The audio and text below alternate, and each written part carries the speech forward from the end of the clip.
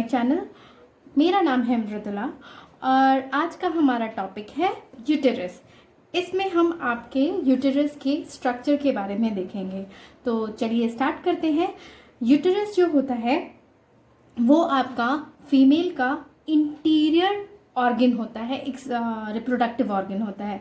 ठीक है, previous video में मैंने आपको एक्सटर्नल बताए थे, अब मैं इंटरनल स्ट्रक्चर्स के बारे में मैं आपको 1 बाय 1 बताऊंगी। तो चलिए स्टार्ट करते हैं। तो यूटेरस जो होता है वो हॉलो और मस्कुलर पियर शेप, जैसे ये आपका पियर का शेप होता है, ठीक है, ऐसा ही ये आपका अंदर से इंटरनल मतलब कि हॉलो होता है, आपका पियर शेप्ड ऑर्गन होता है जो कि अबाउट 7.5 सेंटीमीटर लॉन्ग और 5 सेंटीमीटर वाइड होता है। ठीक है, ये जो होता है वो आपका इन्वर्टेड फॉर्म में होता है। ठीक, मतलब ये आपका इस तरह का स्ट्रक्चर होता है। ये आपके यूरिनरी ब्लैडर और रेक्टम के बीच के पेल्विक कैविटी में प्रेजेंट होता है।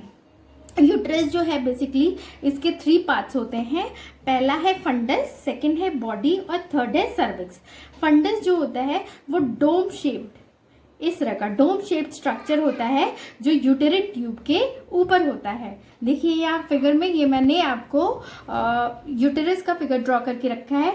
ये जो अपर मतलब कि यूटेरिन ट्यूब के ओपनिंग के जस्ट ऊपर ये जो डोम शेप स्ट्रक्चर है ये आपका फंडस कहलाता है। ठीक है, बॉडी जो होती है वो आपके यूटेरस का मेन पार्ट होता है और ये नीचे के साइड में जाके आपका नैरो हो जाता है, जहाँ पे एक आपकी इंटरनल स्मॉल सी होल होती है जिसके थ्रू आप फिर वो सर्विक्स में जाता है और फिर सर्विक्स से बाहर उसका वजाइना से वो कनेक्टेड होता है थ्रू एक्सटर्नल ऑरिफिस। मीन्स देखिए ये जो पूरा पार्ट है यूटेरस का इसे बॉडी कहते हैं। ये आपका सर्विक्स जो कि आपका थर्ड पार्ट होता है यूटेरस का, उससे कनेक्टेड होता है एक स्मॉल इंटरनल ओएस मतलब कि स्मॉल होल प्रेजेंट होता है और नीचे आपका ये थर्ड पार्ट जो है वो है सर्विक्स। ठीक है, सर्विक्स को एक तरह से हम नेक कह सकते हैं आपके यूटेरस को, और ये आपके एंटीरियरली फिर वेजाइना में खुलता है थ्रू एक्सटर्नल सर्विक्स, मतलब स्मॉल होल होता है जिसको कि एक्सटर्नल ओएस कहते हैं, उसमें से के थ्रू वो वेजाइना से कनेक्टेड होता है।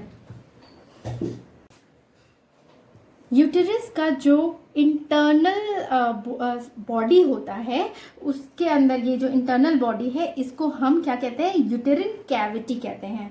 ठीक है, और जो सर्विक्स का इंटरनल एरिया होता है उसको हम सर्विकल कैनाल कहते हैं। ठीक है, अब ये तो हमने देखा कि ओवरऑल इसका स्ट्रक्चर एक्सटर्नली क्या है, अब इंटरनली इसका स्ट्रक्चर देखते हैं। तो यूटेरस में बेसिकली 3 लेयर्स होते हैं टिश्यूज के, पेरीमेट्रियम, एंडोमेट्रियम और मायोमेट्रियम। ठीक है, तो चलिए 1 बाय 1 देखते हैं। पेरीमेट्रियम जो होता है वो आउटर लेयर होता है, इसमें आपके सिंपल स्क्वैमस एपिथेलियम और एरियोरल कनेक्टिव टिश्यूज प्रेजेंट होते हैं।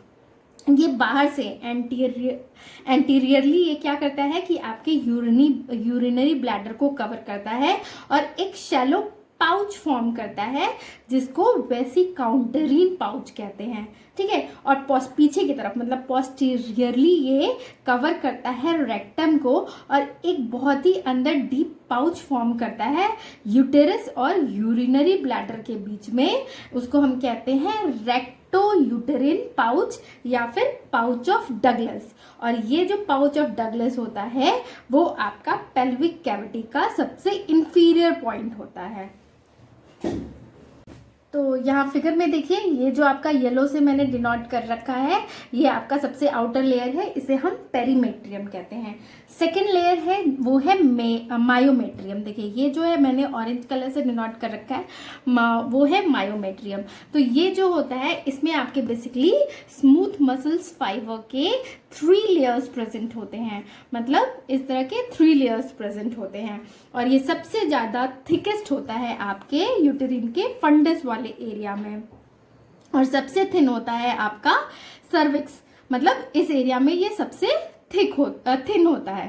ठीक, जो सबसे थिकेस्ट मिडिल लेयर है, जो ये वाला जो पोर्शन है सबसे थिकेस्ट मिडिल लेयर, इसमें ये जो होता है वो सर्कुलर और अंदर की तरफ आपका लॉन्गिट्यूडिनल लेयर्स प्रेजेंट होते हैं। ठीक है, तो जब आपका लेबर होता है, मतलब इन सेंस कि चाइल्ड बर्थ के ड्यूरेशन जो पेन होता है, उस समय ये आपके जो सर्कुलर और लॉन्गिट्यूडनल लेयर्स होते हैं मसल्स के, वो क्या करते हैं, उनका कोऑर्डिनेटेड कॉन्ट्रैक्शन होता है, जिसकी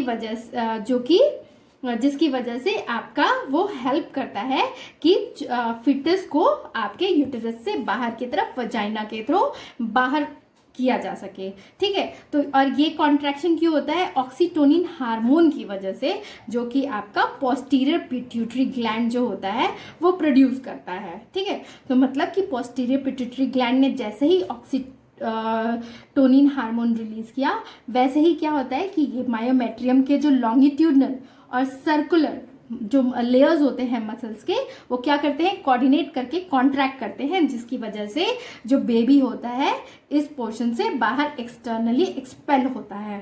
ठीक है, तो चाइल्ड बर्थ में ये आपको हेल्प करता है। थर्ड लेयर है जो, वो है आपका एंडोमेट्रियम। एंडोमेट्रियम जो होता है सबसे इनर लेयर, ये देखिए मैंने यहाँ पे डिनोट कर रखा है, ये है आपका एंडोमेट्रियम। तो ये हाईली वस्कुलर एपिथेलियम प्रेजेंट होते हैं। ठीक है, इसमें बहुत सारे आपके ट्यूबुलर ग्लैंड्स प्रेजेंट होते हैं जो म्यूकस सिक्रीट करते हैं। और इस एंडोमेट्रियम को बेसिकली 2 पार्ट्स में डिवाइड किया गया है। 2 लेयर्स प्रेजेंट होते हैं। पहला है फंक्शनल लेयर, जिसको कि हम स्ट्रैटम फंक्शनलालिस भी कहते हैं, और सेकंड है आपका बेसल लेयर, जिसको कि हम स्ट्रैटम बेसिलिस भी कहते हैं। तो फंक्शनल लेयर जो होता है आपका एंडोमेट्रियम का, वो सबसे अपर लेयर होता है, और वो क्या करता है कि थिक होता है, और उसमें बहुत सारे ब्लड वेसल्स प्रेजेंट हो जाते हैं। आपके मेंस्ट्रुअल साइकिल जो होती है मंथ बाई मंथ जो फीमेल्स में आती है, उस ड्यूरेशन में क्या होता है कि आपके फंक्शनल लेयर यानी कि स्ट्रैटम फंक्शनलिस में बहुत सारे ब्लड वेसल्स की वजह से वो थिक हो जाता है। ठीक है, तो अगर फिर जब आपका ओवम फर्टिलाइज्ड हो जाता है तो फिर वो आपका प्रेगनेंसी हो जाती है। लेकिन अगर ओवम जो होता है वो फर्टिलाइज नहीं होता है और ओवरी में जाके इम्प्लांट नहीं होता है, तो ये जो लेयर होती है शेड करती है आपकी मेंस्ट्रुएशन में, जिसकी वजह से ब्लीडिंग होती है। ठीक है, सेकेंड लेयर है बेसल लेयर, जिसको कि हम स्ट्रैटम बेसिलिस कहते हैं। ये आपका मायोमेट्रियम, मतलब कि जो आपका मिडिल लेयर होता है उसके जस्ट आगे प्रेजेंट होती है। ठीक है, तो ये था अबाउट आपका यूटेरस का स्ट्रक्चर। अगर आपको मेरा ये वीडियो पसंद आया तो प्लीज़ इसे लाइक और शेयर करें, और अगर आपने मेरे चैनल को सब्सक्राइब नहीं किया है तो प्लीज़ इसे सब्सक्राइब कर लें। Thank you for watching.